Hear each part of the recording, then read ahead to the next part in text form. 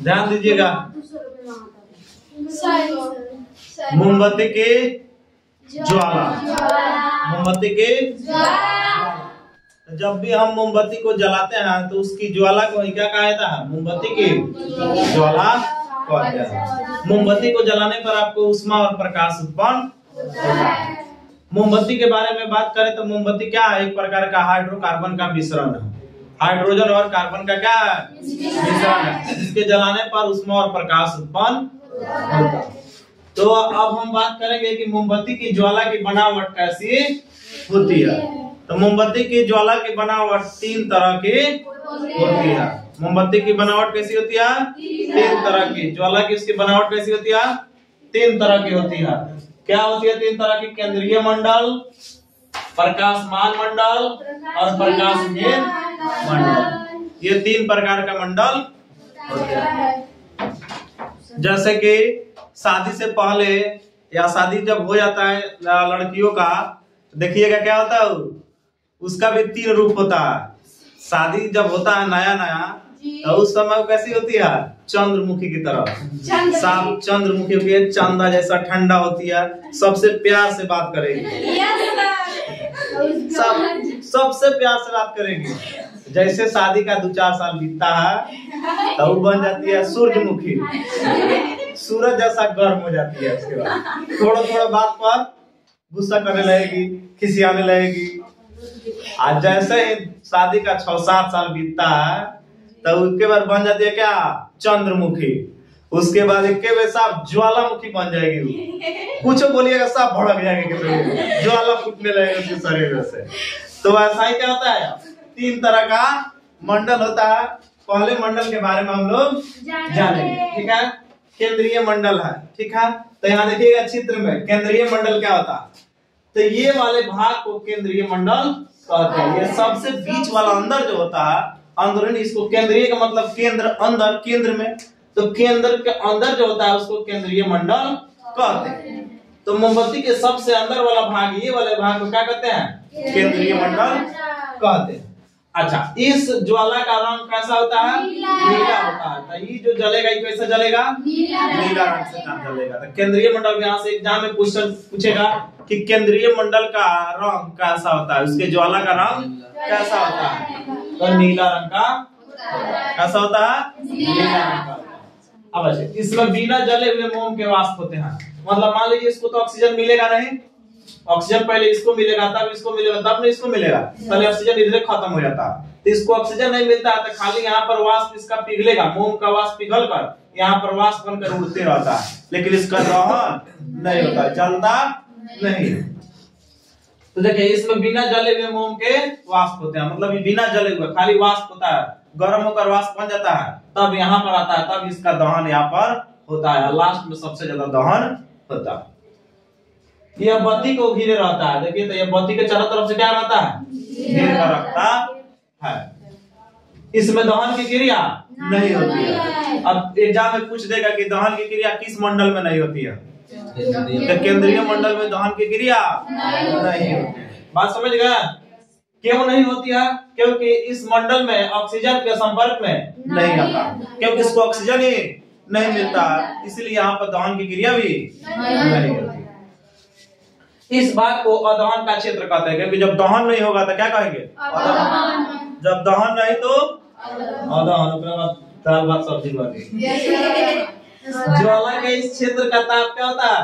सबसे कम होता है। इतना कम होता है कि इस मंडल में दिया सलाई के तीली ले जाइएगा ना तब भी नहीं जाएगा। बताइए कितना कम होता है? इतना कम होता है कि इसमें दिया सलाई को तीली लेके यहाँ जाइएगा ना तब भी नहीं जलेगा। कहेगा सर ऐसे ले जाएंगे तो इधर जल जाएगा, तो जल तो देवे करेगा, लेकिन अलग तरीका से ले जाया जाता है। उसमें पन्नी ऐसा पदार्थ लपेट दीजिए जिसके कारण इधर नहीं जले, यहाँ ले आकर उसको खोल दीजिए, तब वहां पर वह नहीं जलेगा। तो इस मंडल में दिया सलाई के तीले भी नहीं जल सकते हैं कि इसका ताप सबसे कम होता है। अब एग्जाम में पूछ देगा कि सबसे कम किसका ताप होता है, किस मंडल का होता है? केंद्रीय मंडल का सबसे कम ताप होता है। उसमें दहन नहीं होता है, अर्थात उसे वहाँ अदहन का क्षेत्र कहते हैं। किसे दहन का क्षेत्र कहते हैं?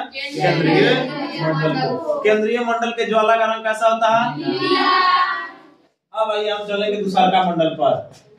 कौन? प्रकाशमान मंडल। प्रकाशमान मंडल जस्ट इसके बगल वाले को क्या कहते हैं? प्रकाशमान मंडल कहते हैं। तो ये प्रकाशमान मंडल के बारे में जानते हैं। यह मंडल ऑक्सीजन के अपर्याप्त आपूर्ति में दहन होता है, मतलब इसको ऑक्सीजन भी मिलता है लेकिन पूरा नहीं मिलता। इस क्षेत्र वाले को ऑक्सीजन पूरा नहीं मिलता, इसको मिलता है लेकिन कम मिलता है। सबसे ज्यादा इसको मिलता है, उसके बाद इसको मिलता है लेकिन कम मिलता है, तो जिसको अपर्याप्त कहते हैं। जब अपर्याप्त होगा तो पूर्ण दहन नहीं होगा। तो इस ज्वाला का रंग कैसा होता है? इस ज्वाला का रंग कैसा होता है? पीला रंग के साथ जलता है, जिसमें ज्यादा मात्रा में कार्बन के बिना जले हुए वाष्प होते हैं जो चमकने लगते हैं, इसलिए इसको प्रकाशमान मंडल कहते हैं क्योंकि यह ज्यादा प्रकाश उत्पन्न करता है।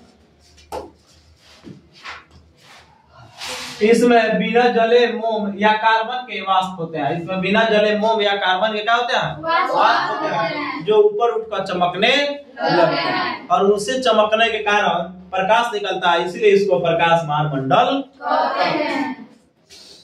इस ज्वाला का ताप कैसा होता है? मृदुल होता है। मृदुल का मतलब बीच में होता है, मतलब इससे ज्यादा होता है और प्रकाशहीन मंडल से कम होता है, बीच में होता है। इसको मृदुल कहते हैं, मॉडरेट कहते हैं। इस ज्वाला का सबसे बड़ा भाग है, सबसे बड़ा भाग कौन क्षेत्र का है? प्रकाशमान मंडल का, क्योंकि इसका क्षेत्र सबसे ज्यादा है। देख रहे हैं, इसका क्षेत्र सबसे क्या होता है? ज्यादा होता है। तो याद रखिएगा, एग्जाम में पूछेगा किस मंडल का ज्वाला का सबसे बड़ा भाग है, तो कौन है? प्रकाशमान मंडल। अब आइए प्रकाशहीन मंडल, ये क्या है? हीन लगा मतलब इसमें प्रकाश उत्पन्न नहीं होता होगा। इस मंडल में मोम कार्बन का पूर्ण दहन होता है। यहाँ पर कार्बन का क्या होता है? पूर्ण दहन होता है। एग्जाम में पूछेगा कि किस मंडल में कार्बन का पूर्ण दहन होता है, तो प्रकाशहीन मंडल में कार्बन का पूर्ण दहन होता है, क्योंकि इसमें ऑक्सीजन पर्याप्त मिलता है। क्यों इसका पूर्ण दहन होता है? क्योंकि डायरेक्ट देखिएगा, ये मंडल जो है ऑक्सीजन के डायरेक्ट संपर्क में है, मतलब वायु के डायरेक्ट संपर्क में है। सीधे संपर्क में किसके है? वायु के। तो इसको सबसे ज्यादा ऑक्सीजन मिलेगा, उसके बाद इसको मिलता है, अब इसको थोड़ा सा भी नहीं मिलता। तो इसमें ऑक्सीजन क्यों मिलता है? पर्याप्त मात्रा में मिलता है। इस ज्वाला का सबसे गर्म क्षेत्र, सबसे गर्म क्षेत्र कौन ज्वाला का होता है? प्रकाशहीन। सबसे ज्यादा गर्म प्रकाशहीन, सबसे कम केंद्रीय मंडल, बीच में कौन होता है? समझ रहा है? इस मंडल का रंग नीला, इसका पीला। बात समझ रहा है? प्रकाश किस में निकलता है? प्रकाशमान मंडल में। प्रकाश किस में नहीं निकलता है? प्रकाशहीन मंडल में। बात समझ रहा है? कोई दिक्कत? समझ गए? चलिए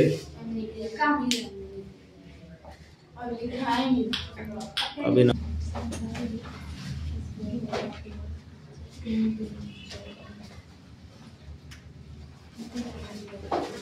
देखिए, अगला टॉपिक है द्रवीभूत पेट्रोलियम गैस। द्रवीभूत पेट्रोलियम गैस, इसका शॉर्ट फॉर्म होता है एलपीजी, लिक्विफाइड पेट्रोलियम गैस। तो एलपीजी का फुल फॉर्म भी कभी कभी आपके एग्जाम में पूछा जाता है कि एलपीजी का फुल फॉर्म क्या होता है। तो लिक्विफाइड पेट्रोलियम गैस, इसका फुल फॉर्म होता है एलपीजी का। तो चलिए, ये एग्जाम में पूछा जाता है कि जो आपका एलपीजी है उसका मुख्य अयव कौन सा है। तो एलपीजी का मुख्य अयव क्या होता है? ब्यूटेन होता है। लेकिन उसमें ब्यूटेन ही नहीं, मुख्य अयव के बारे में बात किया है, लेकिन उसका कई मिश्रण होता है। जैसे देखिए, यह ब्यूटेन C4H10, प्रोपेन C3H8 और एथेन C2H6 का मिश्रण है।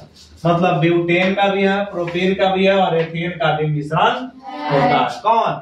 LPG, liquefied petroleum gas. इसका उपयोग खाना बनाने में ज्यादातर किया जाता है। इसका मुख्य अयव ब्यूटेन है। एग्जाम में पूछा जाता है, इसी के बारे में ज्यादातर पूछा जाता है। इसका मुख्य अयव कौन है? ब्यूटेन। और नहीं तो एग्जाम में दे देगा ये में ब्यूटेन बी में प्रोपेन, सी में एथेन, आइन में सभी, तो ये सभी हो जाएंगे। यह तीव्रता से जलकर पर्याप्त ऊष्मा प्रदान करता है। एलपीजी को जब जलाया जाता है तो बहुत अधिक मात्रा में क्या देता है, ऊष्मा देता है और बहुत तेजी के साथ जलता है। यह एक उत्तम ईंधन है, यह एक प्रकार का उत्तम ईंधन है क्योंकि यह ज्यादा धुआं उत्पन्न नहीं करता है और इसको ले जाने में भी आसानी है क्योंकि इसको एक सिलेंडर में भरकर आप एक जगह से दूसरी जगह आसानी से ले जा सकते हैं। दाब बढ़ाने पर यह द्रव में रूपांतरित हो जाता है। अगर दाब बढ़ाइएगा तो यह द्रव में बदल जाता है, हाई गैस, लेकिन दाब बढ़ाने पर किसमें बदल जाता है, द्रव में बदल जाता है। इसका उपयोग रसोई अर्थात खाना बनाने में किया जाता है। इसका ज्यादातर उपयोग खाना बनाने में, रसोईया में किया जाता है। तो ऐसे एग्जाम में आपके ऑब्जेक्टिव में पूछ देगा कि किस गैस का उपयोग रसोइयों में किया जाता है, तो एलपीजी का उपयोग किया जाता है। एलपीजी को जलाने पर निम्नलिखित अभिक्रिया होती है। कई बार आपके एग्जाम में ये रिएक्शन ने पूछ दिया है कि अगर एलपीजी को जलाते हैं तो कौन सी अभिक्रिया होती है। तो एलपीजी में मुख्य रूप से कौन होता है, ब्यूटेन। ब्यूटेन यहाँ ले लिया गया, ब्यूटेन है।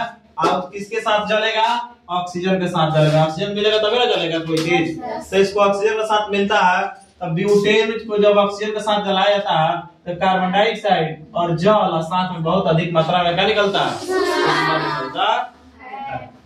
तो याद रखिएगा C4H10 और 13O2 मिलता है तो 8CO2 प्लस 10H2O प्लस ऊष्मा। इस तरह की अभिक्रिया उत्पन्न होती है अगर एलपीजी को जलाते हैं तो। इसे प्रवाही श्रावण विधि तथा प्राकृतिक गैस, जिसको सीएनजी के नाम से भी जाना जाता है, कंप्रेस नेचुरल गैस, ठीक है, इसी गैस को कंप्रेस कर दिया जाता है तो सीएनजी बोला जाता है। इस सीएनजी का ज्यादातर उपयोग आजकल की गाड़ियों में किया जा रहा है। सीएनजी से आपका धुआं ज्यादा नहीं निकलता जिसके कारण आपका वातावरण शुद्ध रहता है, तो प्राप्त किया जाता है। इसी से प्रवाही श्रावण विधि द्वारा इसको प्राप्त किया जाता है। एग्जाम में पूछ सकता है कि एलपीजी को किस विधि द्वारा बनाया जाता है, किस विधि द्वारा प्राप्त किया जाता है, तो प्रवाही श्रावण विधि द्वारा प्राप्त किया जाता है। किससे प्राप्त किया जाता है, तो प्राकृतिक गैस अर्थात सीएनजी से प्राप्त किया जाता है और प्रवाही श्रावण विधि द्वारा इसे प्राप्त किया जाता है।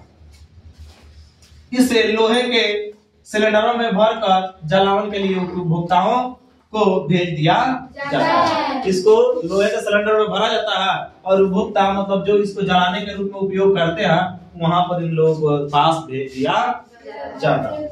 एलपीजी को जलाने पर लगभग आप 1 ग्राम अगर एलपीजी लिया है तो उसको जलाने से आपको 50 किलो जूल ऊष्मा का उत्पन्न होता है। बताइए कितना ऊष्मा देता है, 1 ग्राम 50 किलो जूल ऊष्मा उत्पन्न करता है। एलपीजी में एक खराब गंध, देखिए ये बीटीआई है, 11 नंबर टॉपिक जो है इसको दिमाग में रखिएगा हमेशा। एलपीजी में एक खराब गंध युक्त एथिल मरकैप्टेन, क्या नाम है इसका, एथिल मरकैप्टेन, एथिल मरकैप्टेन। ये क्या होता है, देखो एलपीजी जब रिसा होता है तो एक खराब गंध देता है ना, वह गंध जो होता है किसके कारण आता है, एथिल मरकैप्टेन के कारण आता है। किसके कारण आता है, एथिल मरकैप्टेन मिलाया जाता है तब वह गंध आता है। ऐसे एलपीजी में कोई सुगंध या गंध नहीं होता। एलपीजी में ऐसे डायरेक्ट एलपीजी अगर उसमें यह नहीं मिलाया जाए तो उसमें किसी प्रकार का गंध नहीं होता, तो इसलिए इसमें एथिल मरकैप्टेन मिला दिया जाता है ताकि मान लीजिए कहीं अगर रिसाव हो जाए, लीक हो जाए, लीकेज हो जाए तो वह तुरंत आपको पता चल जाए, ताकि आपको एलपीजी की कहीं रिसाव हो जाए तो तुरंत पता चल जाए। तो ये एग्जाम में पूछ देगा ये क्वेश्चन कि एलपीजी में कौन सा पदार्थ मिलाया जाता है ताकि उस रिसाव होने पर उसका पता चल जाए, तो उसको मिलाया जाता है एथिल मरकैप्टेन। क्या मिलाया जाता है, एथिल मरकैप्टेन। तो आप लोगों का ये चैप्टर केमिस्ट्री का 1 चैप्टर रासायनिक अभिक्रिया एवं समीकरण समाप्त हो गया। अगले बार से बायोलॉजी शुरू होगी।